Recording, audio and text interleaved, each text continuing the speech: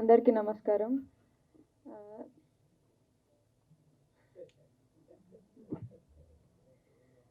నాకు ఈ ఆపర్చునిటీ ఇచ్చిన డైరెక్టర్ గారికి, ఇంకా ప్రొడ్యూసర్ గారికి థ్యాంక్ యూ సో మచ్. ఈ సినిమా 2 లాంగ్వేజ్లో తీసినాం, తమిళ్ ఇంకా తెలుగు. మాకు ఎవరికి తమిళ్ రాదు అసలు, కిషోర్ ఒక్కడికే వచ్చు. హీరో అయినా కూడా షూట్ అయిపోయిన తర్వాత నెక్స్ట్ డేకి డైలాగ్స్ అన్నీ మమ్మల్ని కాఫీ షాప్లో కూర్చోబెట్టి బలవంతంగా నేర్పిస్తుండే. Thank you Kishore. ఈ సినిమా రేపు రిలీజ్ అవుతుంది, సో మీరందరు చూసి మీకు నచ్చుతుంది అనుకుంటున్నాను. Thank you. Counter thank you so much. First of all నన్ను ఇక్కడ పిలిచినందుకు, ఎందుకంటే ఇదే ప్రసాద్ ల్యాబ్స్లో ఇదే స్క్రీన్ మీద మా షార్ట్ ఫిలిమ్స్ ఎన్నో ప్రేమ కథలు, నేను చేసిన ఎన్నో ప్రేమ కథ షార్ట్ ఫిలిమ్స్ని స్క్రీనింగ్ వేసుకొని ఇక్కడ నుంచే నా కెరియర్ స్టార్ట్ అయింది. కాబట్టి సో ఇది ఒక మంచి లక్కీ స్టేజ్. మళ్ళీ తిరిగి ఇక్కడికే వచ్చి మాట్లాడడం ఫుల్ హ్యాపీగా ఉంది నాకు. ఇంకా ప్రేమ కథలు అంటారా, ఒక్కొక్క జనరేషన్లో ఒక్కొక్క రకంగా ఉంటుంది. ఇంకా మా జనరేషన్ అంటే ఒకటి స్కూలు, ఒకటి కాలేజు అన్నీ చెప్పను, నువ్వు మైక్ తీసుకోకు, అవసరం లేదు. ఆల్రెడీ హౌస్లో చెప్పేందుకే పెద్ద హౌస్లో ప్రాబ్లం వచ్చింది. అన్ని ఉండవు. సో లవ్ స్టోరీ జనరేషన్ తేడా ఉంటుందన్న. నువ్వు ఏ జనరేషన్ చెప్పు.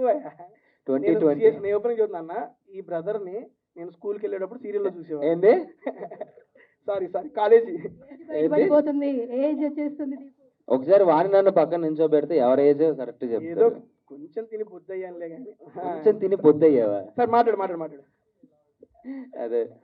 బట్ లవ్ స్టోరీస్ అనేసరికి అంటే మనం ఎప్పుడైనా చిన్న సినిమా అయినా ఏదైనా షార్ట్ ఫిలిం అయినా సరే మంచి లవ్ స్టోరీ కావాలరా, మంచి ప్రేమ కథ కావాలనుకుంటాం. So never ending love stories అండి. ఎప్పుడు ఒక స్టోరీకి ఎండ్ ఉండదు అంటే అది ప్రేమ కథ. ఎంత రాసినా రాస్తూనే ఉంటాం, అది ఎంత యాక్ట్ చేసినా చేస్తూనే ఉంటాం. బేసిక్గా నాకు బాగా ఇష్టం లవ్ స్టోరీస్. ఈసారి మంచి లవ్ స్టోరీతో నేను కూడా మేము ముందుకు వస్తాను తొందరలో. విజయ్ గారు, బేసిక్ గా నెక్స్ట్ టైం మీరు లవ్ స్టోరీ తీసేటప్పుడు రైటర్ అవసరం లేదు సార్, మన వాడి దగ్గర 12 ఉన్నాయి సార్, ఏదన్నా ఒకటి సెలెక్ట్ చేసుకోండి. విజయ్ గారు సార్, మీరు కూడా ప్రొడ్యూసర్లు గారు చూసుకోండి సార్. డైరెక్టర్ గారు మీకు కూడా సార్ కొత్త స్టోరీ కావాలంటే ఇచ్చేస్తారు సార్. డైలాగ్స్ రాయటమే మామూలు, మన దగ్గర ఓన్ డైలాగ్స్ కూడా ఉంటాయి. అది చెబుతున్నా, ఆ డైలాగులు చెప్తే కొడతారా? అందుకని మన దగ్గర స్టోరీలు తీసుకుంటే ఒకటి బెస్ట్ సెలెక్ట్ చేసి మనతో ప్లాన్ చేద్దాం. Next bro continue. సారీ, ఈ మధ్యలో గ్యాప్లు ఎందుకు, కంటిన్యూ చెప్పడం, నువ్వే మాట్లాడేసి. సో టీం అందరికి, విజయ్, సుశీల్ అండ్ కళ్యాణ్ గారికి, ప్రొడ్యూసర్స్కి ఆల్ ది బెస్ట్ అండి. And Kishore bro, so all the best. So ఇంకా మంచి సినిమాలు చేసి తెలుగు ఆడియన్స్ని ఇంకా నువ్వు మంచిగా ఇంప్రెస్ చేయాలని కోరుకుంటున్నాను. అండ్ శివ గారు, captain of the ship.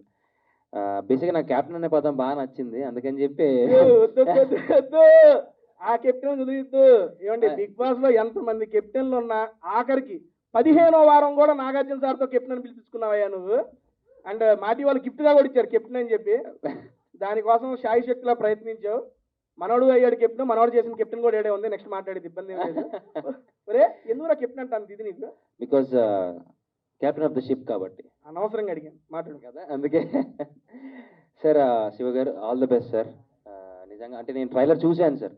Beach దగ్గర ఉన్న ఒక సీక్వెన్స్ ఉంటుంది, తనకి ఇక్కడ దెబ్బ తగిలితే తను ముద్దు పెట్టి ఆ క్యూట్ చిన్నవి సీన్స్ చాలా బాగుంది సార్. రొమాంటిక్గా చాలా నీట్గా ఉంది. అండ్ లాస్ట్ ఫైట్ ఒక ఊరంతా గొడవ పడడం రావడం అదంతా చాలా బాగుంది సార్, చాలా నచ్చింది. All the best sir, congratulations. And నచ్చిందని చెప్పొచ్చు కదా, మధ్యలో రొమాంటిక్ యాడింగ్. బేసిక్ నాకు రొమాన్స్ అంటే ఇష్టం రా. చూస్తా.